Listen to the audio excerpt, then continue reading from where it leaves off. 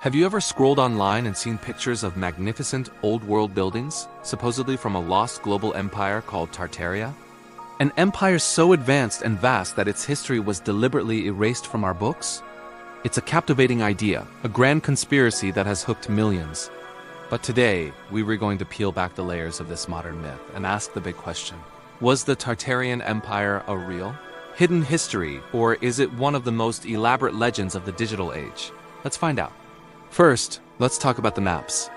Proponents of the Tartarian theory often point to historical maps from the 16th to the 19th centuries, where you can clearly see the word Tartary or Tartaria written across vast swaths of Asia. And it's true, these maps exist. But what did Tartary actually mean to the European cartographers who drew them? Back then, large parts of Central and Northern Asia were not fully explored or understood by Westerners. Tartary was a catch-all geographic term, a bit like how we might have used the Orient or the Far East. It was a label for a region inhabited by various nomadic groups, primarily of Turkic and Mongol descent, who were broadly referred to as Tartars. It wasn't the name of a unified, technologically advanced empire.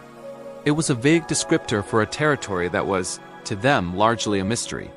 Think of it as a label for, here be dragons, but for the Asian steppe.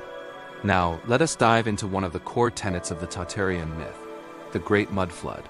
The theory goes that a cataclysmic mudslide, or a series of them, buried the ground floors of these incredible Tartarian buildings worldwide.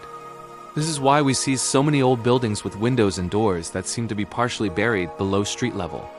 This event, they say, was the Great Reset that allowed a new power to take over and rewrite history, hiding the existence of Tartaria from us all. It's a dramatic and compelling story.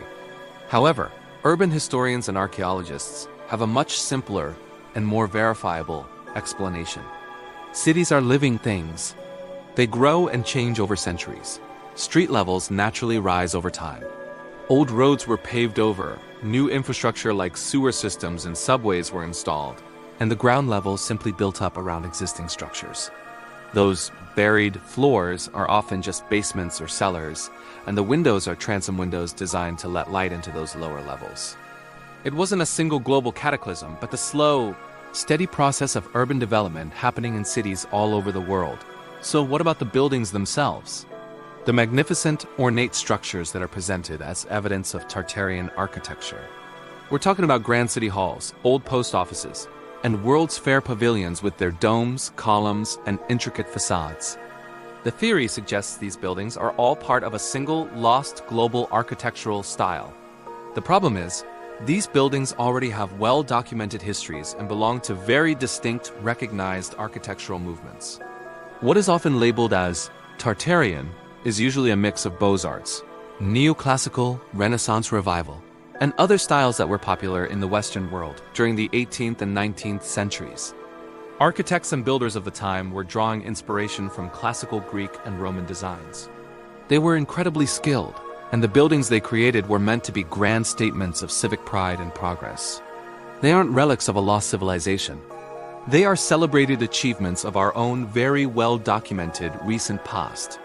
The architects, the blueprints, the construction photos, it's all there in the historical record. So if the evidence doesn't point to a lost empire, why is the idea of Tartaria so incredibly popular? I think the appeal is deeply psychological.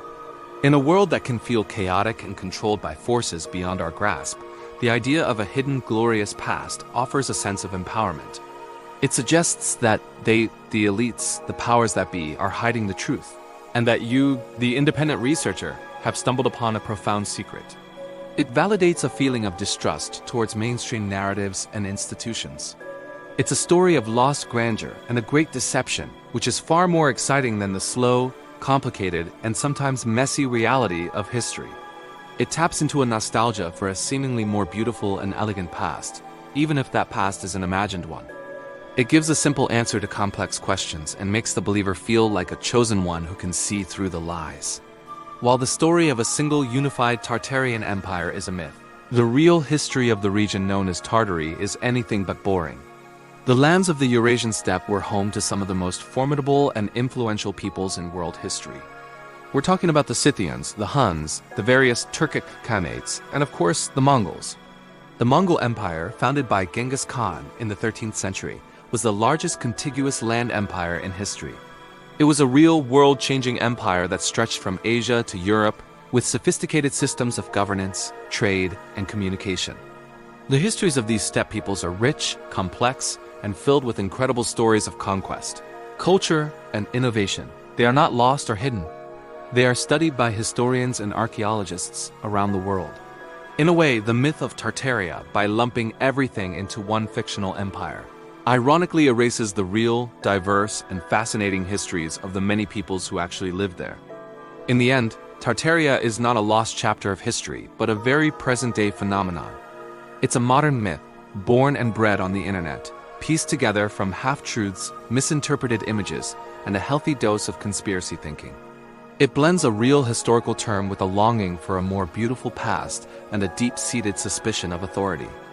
While it may be fiction, its power as a story tells us a lot about our own time, our desires, our fears, and our search for meaning in a complex world. It serves as a powerful reminder to always question what we see online, to dig deeper for sources, and to appreciate the real, documented history that is often just as fascinating as any myth. Thank you so much for joining me on this deep dive into the legend of Tartaria. What are your thoughts? Have you come across this theory before? Let me know down in the comments.